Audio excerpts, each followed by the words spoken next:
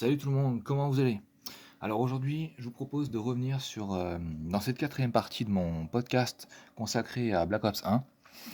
On va parler un petit peu des magnifiques killstreaks que Treyarch nous a pondus en 2010-2011. Alors sans plus tarder, je vous propose d'écouter la suite de ce podcast consacré à Black Ops 1. Allez, bye. Donc ça, c'était pour ce qui est du Tomahawk.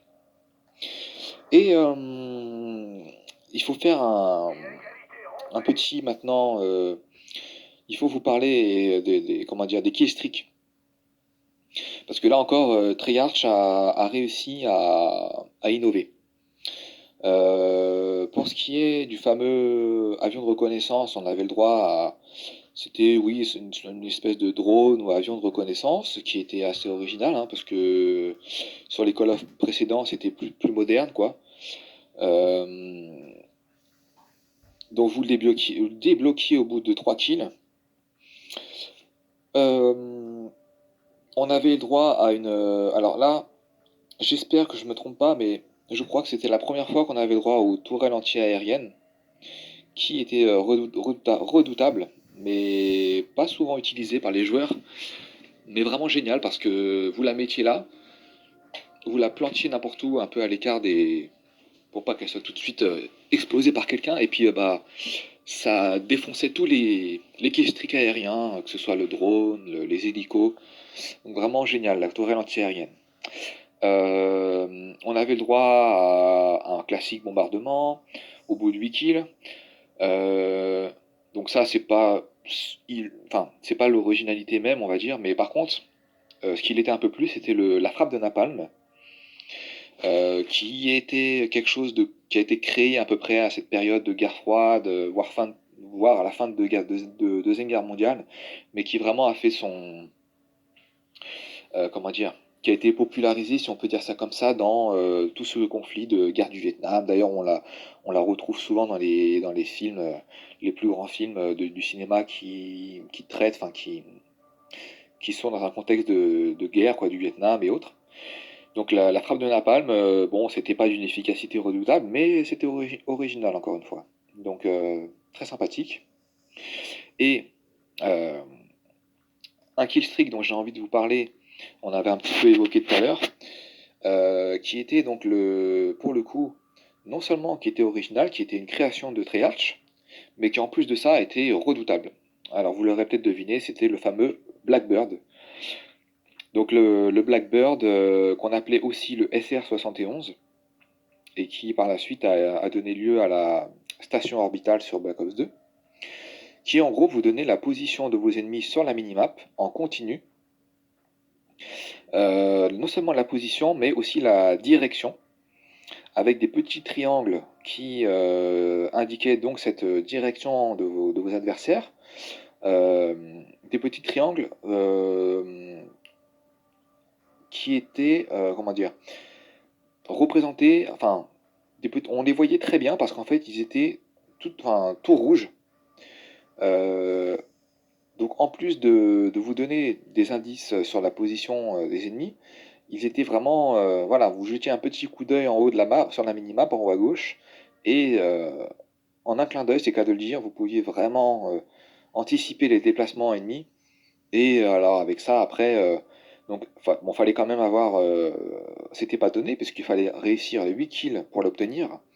Mais si vous la débloquiez, bon bah là ensuite, le travail était presque fait pour enchaîner sur le Yui et puis ensuite les chiens.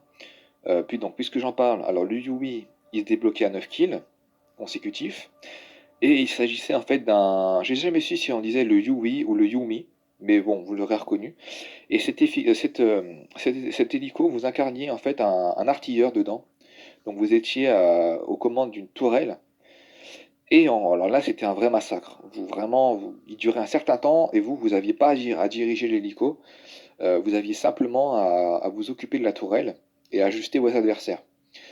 Donc vraiment, par exemple, si vous êtes sur Firing Range, où les toits sont à moitié esquintés et vraiment vous donnent une ouverture sur l'ennemi, ou encore sur Nuketown, pareil, avec les respawns là comme ça, où les adversaires n'ont même pas le temps d'aller se mettre à l'abri. Alors là, vous faisiez vraiment un véritable massacre. En plus de ça, vos adversaires étaient entourés d'un cercle, non pas un cercle, mais une espèce de losange rouge. Donc vraiment un régal. Et à 11 kills, vous pouvez...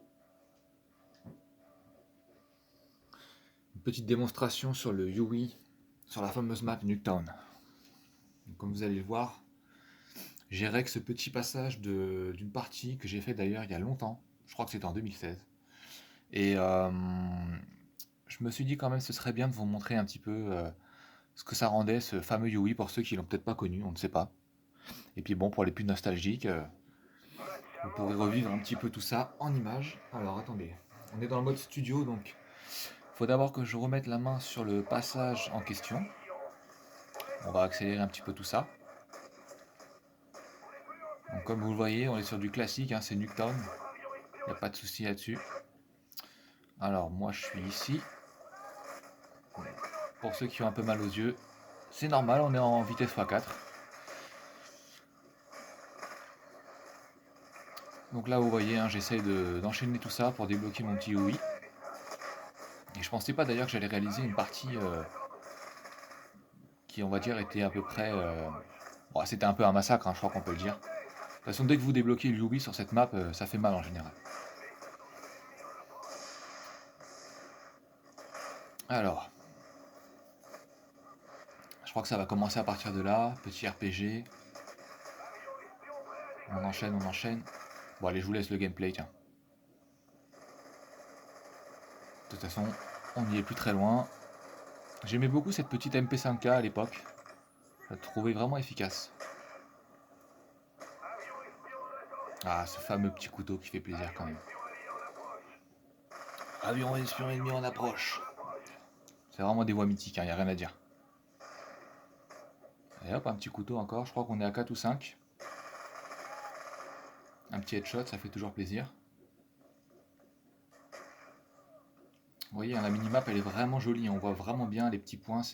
Avec l'avion espion en plus, tous les 3 kills, c'est un régal.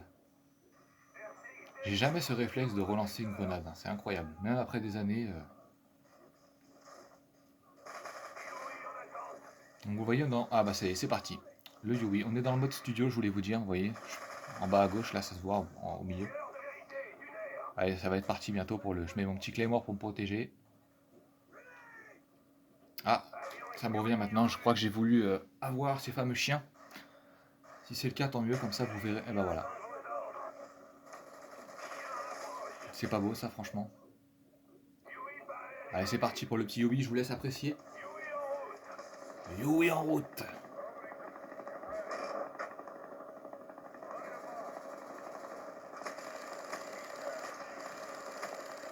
Donc, vous voyez les petits...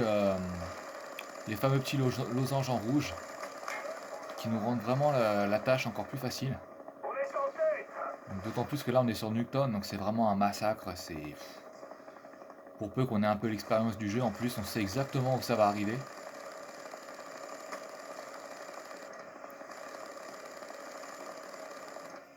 Bon, on n'aura même pas le temps de débloquer les chiens tellement c'était un vrai massacre. Bon bah écoutez les amis, on va revenir dans le menu principal. Et puis on va écouter la suite avec les petits toutous. Débloquer. Donc le Yumi, donc je vous le disais, hein, c'est original, encore une fois, c'est Triarch qui l'a créé, d'incarner un hélicoptère comme ça. Et ensuite, autre originalité, c'est les chiens qu'on avait déjà eu droit, le bonheur d'avoir sur World at War, et qu'on avait le plaisir à retrouver sur Black Ops 1. Il fallait donc là, par contre, il fallait les mériter un peu plus, parce que c'était pas 7, mais 11 kills. Mais par contre, on en avait vraiment beaucoup plus. Il restait un certain temps sur la map, dans la partie. Et c'était pas évident de... Enfin, vous pouviez les abattre hein, si vous étiez dans le mauvais camp pour le coup. Mais comme ils venaient vraiment de toutes les directions, c'était assez... Enfin, on pouvait quand même se faire avoir, même en étant un joueur averti et expérimenté. Voilà, les chiens, ça valait vraiment le coup de les débloquer. Et puis, ne serait-ce que pour débloquer pour voir ce petit logo qui représentait l'emblème du chien en haut de son écran quand on avait le bonheur de les avoir, ben, c'était un vrai plaisir. Et le dernier killstreak dont je vais vous parler, c'était donc le Hind, qui était pour le coup un hélicoptère qui n'était pas évident à manier. Il n'était pas évident parce que là, vous deviez à la fois ajuster la direction du pilote, en gros, et puis ensuite viser avec les tourelles, et puis vous pouviez en plus de ça balancer des micro-missiles, là, donc c'était un kill streak assez impressionnant et qui était bien vu de la part de Triage, donc de Triage qui, on le voit bien en relatant là tous ces killstreaks, on voit que ils avaient pour but de mettre en avant et de faire hommage faire honneur aux hélicos.